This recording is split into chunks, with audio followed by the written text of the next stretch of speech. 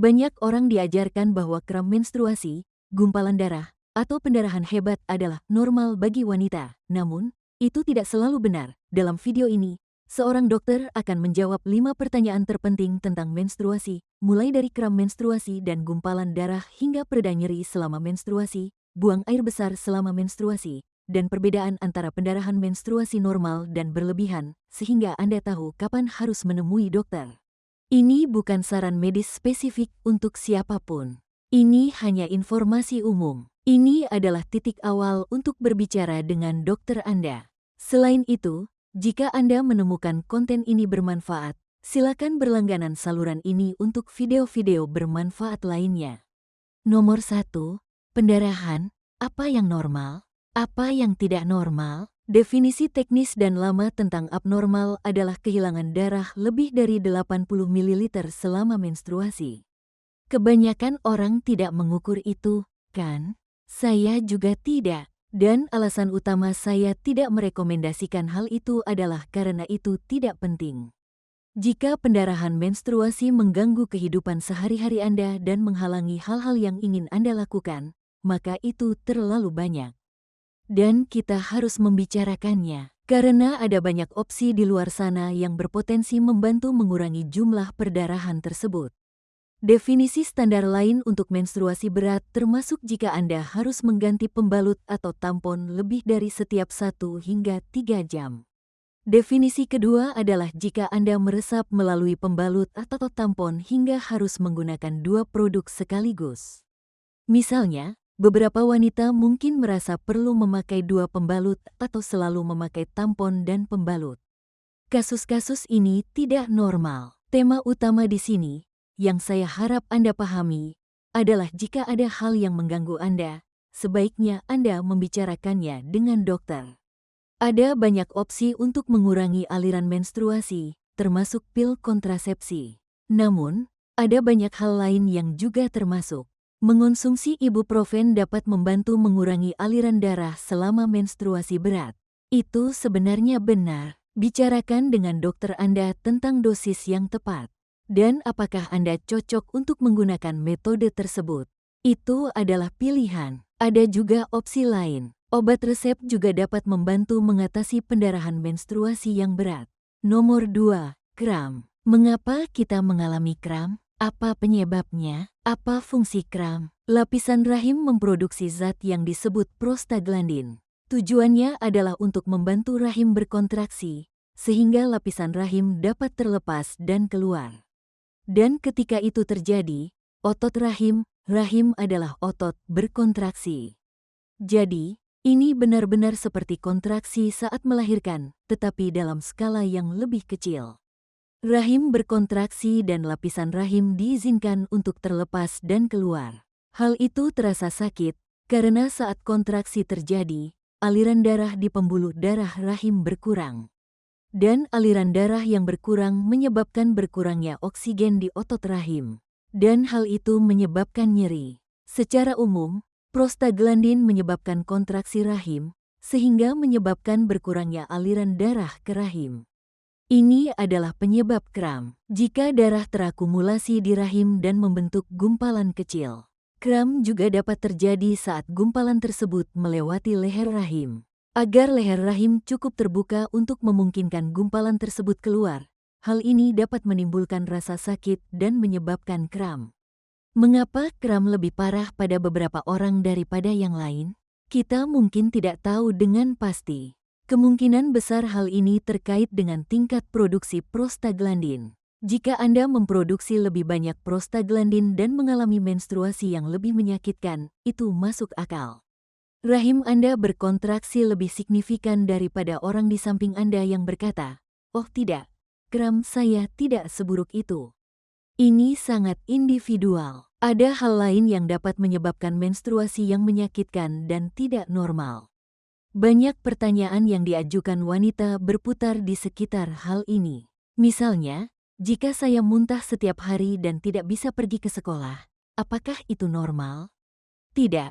Jika Anda mengalami nyeri yang begitu parah hingga membutuhkan obat penghilang rasa sakit yang kuat, atau Anda sering absen dari sekolah atau pekerjaan, itu tidak normal.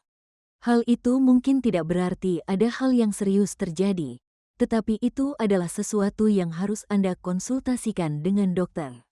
Anda sebaiknya membiarkan dokter memeriksa Anda dan melihat apakah dokter dapat menemukan sesuatu yang dapat menjelaskan mengapa menstruasi Anda menyebabkan rasa sakit yang begitu parah. Dokter setidaknya dapat membantu meredakan rasa sakit. Anda tidak seharusnya merasa lemah karena menstruasi.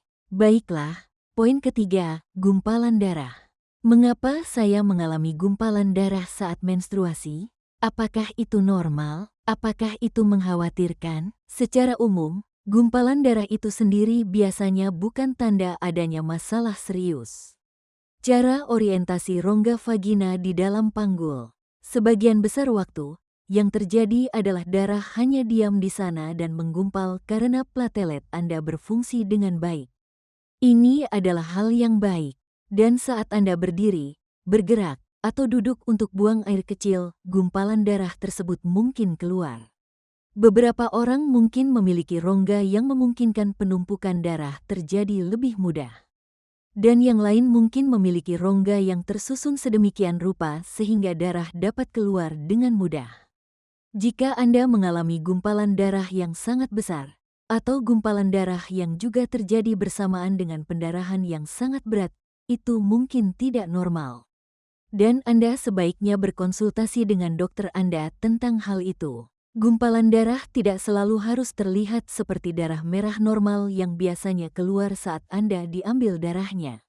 Warna darah bisa lebih gelap atau lebih terang, mengandung gumpalan darah, atau mengandung jaringan. Hal ini selama tidak mengganggu, baru, berbeda, atau disertai gejala lain. Nomor 4. Penghilang nyeri haid. Jadi, kita sudah membahas kram. Sekarang mari kita bahas hal-hal yang bisa Anda lakukan untuk meredakan kram. Mari kita bagi ini menjadi dua kelompok. Kelompok pertama adalah opsi non-medis untuk mengobati kram panas. Ada banyak studi yang menunjukkan bahwa mengaplikasikan panas pada area panggul bawah dapat membantu meredakan kram. Ini biasanya dilakukan dengan menggunakan botol air panas atau bantalan pemanas. Opsi kedua untuk pengobatan non-medis yang kadang-kadang orang dengar, olahraga. Ini bervariasi. Baik literatur maupun pengalaman anekdotal yang saya dengar menunjukkan hasil yang campur aduk. Beberapa orang merasa olahraga sangat membantu meredakan kram mereka selama menstruasi.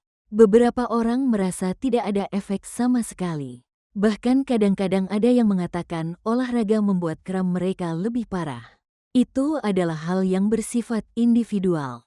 Olahraga secara umum adalah hal yang baik untuk dilakukan.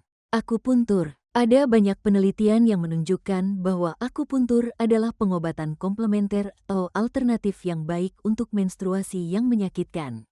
Akupuntur mungkin menjadi pilihan. Bicarakan dengan dokter Anda dan lihat apa pendapat mereka. TENS atau unit stimulasi saraf listrik transkutan. Ini adalah metode yang memiliki bukti paling meyakinkan selain mungkin metode panas.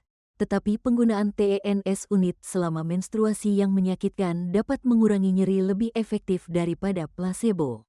Untuk menggunakan unit TENS, bersihkan dan keringkan kulit, pasang elektroda di atau sekitar area yang sakit, dan atur perangkat pada intensitas yang nyaman, terasa kesemutan, tetapi tidak menyakitkan. Unit stimulasi saraf listrik transkutan bekerja terutama dengan memblokir sinyal nyeri. Pulsa listrik ringan mengganggu pesan nyeri yang menuju otak. Unit ini juga dapat meningkatkan endorfin. Pada pengaturan frekuensi yang lebih rendah, tubuh Anda akan melepaskan obat penghilang rasa sakit alami. Jika seseorang ingin alternatif selain obat-obatan, maka unit TENS juga bisa menjadi pilihan yang baik. Baiklah, sekarang beralih ke obat-obatan. Obat antiinflamasi nonsteroid seperti ibuprofen dan naproxen, memiliki studi yang sangat baik yang menunjukkan bahwa mereka membantu mengatasi dismenore atau menstruasi yang menyakitkan. Dosis harus disesuaikan secara individual. Hal ini perlu dibicarakan dengan dokter Anda. Kami memiliki dosis resep dari obat-obatan tersebut yang banyak orang merasa memberikan bantuan yang sangat baik. Ibuprofen telah terbukti jauh lebih efektif daripada Tylenol, paracetamol, atau acetaminophen. Hal ini menimbulkan pertanyaan tentang produk sejenis Midol dan Pamprin. Mengapa produk-produk tersebut begitu gencar dipromosikan untuk menstruasi? Saya tidak tahu. Tim pemasaran mereka telah melakukan pekerjaan yang sangat baik. Produk-produk tersebut tentu saja merupakan pilihan yang bagus bagi orang yang tidak bisa mengonsumsi ibuprofen. Untuk alasan tertentu, banyak orang di luar sana yang tidak bisa mengonsumsinya. Menurut saya akan menempatkan produk-produk tersebut di bawah ibuprofen dalam hal efektivitasnya dalam meredakan nyeri menstruasi. Anda bukan studi penelitian. Anda bisa menggunakan apapun yang menurut Anda bermanfaat, asalkan Anda sudah memastikan dengan dokter bahwa itu aman. Midol dan Pamprin pada dasarnya sama tetapi tidak identik. Keduanya mengandung acetaminophen, kafein, dan antihistamin. Pamprin tidak mengandung kafein. Ia mengandung bahan lain yang bersifat diuretik atau semacam pil air, dan itulah fungsi kafein dalam Midol. Masalah utama saya dengan Midol dan Pamprin adalah, secara umum, jika kita melihat literatur, ibuprofen atau NSAIDs akan lebih efektif. Dan ada beberapa yang memerlukan resep dan beberapa yang tidak. Bagaimana cara mengetahui apakah kram terlalu normal atau tidak normal? Kita sudah sedikit membahas hal itu. Misalnya, jika kram mengganggu aktivitas harian Anda harus absen kerja, bolos sekolah, atau hal-hal semacam itu tidak normal. Jika Anda mengonsumsi obat bebas resep atau melakukan intervensi berisiko rendah seperti kompres panas atau unit TENS, dan kram menstruasi Anda masih mengganggu, tidak membaik, atau mengganggu kehidupan Anda, itu tidak normal. Anda perlu pergi ke dokter. Jika kamu mengalami mual parah, muntah, tidak bisa bangun dari tempat tidur, atau apapun yang mengganggu kemampuanmu untuk hidup seperti yang kamu inginkan, maka pergilah ke dokter. Jika Anda merasa dokter Anda tidak mendengarkan, gunakan kalimat, "Ini mengganggu kemampuan saya untuk menjalani hidup seperti yang saya inginkan." Hal itu seharusnya membuat mereka menyadari perlunya melakukan sesuatu untuk membantu Anda. Dan mereka seharusnya memberikan Anda pilihan, bukan hanya mengatakan ini satu-satunya hal yang bisa Anda lakukan. Misalnya, kontrasepsi bisa sangat membantu bagi beberapa orang, tetapi itu bukan satu-satunya pilihan untuk masalah ini. Jadi, bicaralah dengan dokter Anda jika Anda merasa hal ini terlalu berat atau obat-obatan yang bisa dibeli tanpa resep tidak membantu. Jika dokter Anda sepertinya tidak peduli atau tidak mendengarkan, carilah dokter baru. Terakhir, nomor 5, period pop. Apa itu? Apakah itu benar-benar ada? Mengapa itu terjadi? Period poops atau diare selama siklus menstruasi atau tepat sebelum siklus dimulai. Ini benar-benar ada. Beberapa orang mengalaminya lebih parah daripada yang lain. Beberapa orang tidak pernah menyadarinya. Tapi ini pasti hal yang nyata. Jadi, mengapa hal ini terjadi? Ingat sebelumnya, saat kita membahas prostaglandin yang diproduksi di lapisan rahim dan memungkinkan kontraksi otot polos serta peluruhan lapisan rahim. Prostaglandin juga berdampak pada saluran pencernaan. Dan hal ini dapat menyebabkan buang air besar yang encer atau diare kadang-kadang. Hormon yang sama yang menyebabkan rahim berkontraksi dan meluruhkan lapisan rahim juga berkontribusi pada buang air besar saat menstruasi. Ternyata, obat antiinflamasi nonsteroid, OINS, seperti ibuprofen dan naproxen dapat membantu mengurangi buang air besar saat menstruasi. Ibuprofen diketahui dapat menghambat produksi prostaglandin. Mengonsumsi ibuprofen 1 hingga 2 hari sebelum menstruasi dimulai dapat mengurangi buang air besar saat menstruasi. Beberapa efek samping dari mengonsumsi obat antiinflamasi nonsteroid adalah gangguan pencernaan, sakit kepala, dan kantuk. Sebaiknya konsultasikan dengan dokter Anda mengenai risiko yang terkait dengan strategi ini. Hal lain yang dapat Anda lakukan untuk mengurangi risiko diare saat menstruasi adalah mengonsumsi serat larut seperti kulit psilium, oat, chia yang direndam, atau pisang beberapa hari sebelum menstruasi. Makanan ini dapat meningkatkan konsistensi tinja Anda. Selama fase luteal dan menstruasi, Anda juga dapat menghindari kopi dan kafein, alkohol, makanan pedas, pemanis buatan, dan makanan berlemak. Semua ini dapat meningkatkan risiko diare. Terima kasih telah hadir hari ini. Saya ingin video-video ini informatif dan bermanfaat, tetapi saya tidak ingin mereka menghalangi Anda untuk pergi dan menemui seseorang yang benar-benar dapat membantu Anda.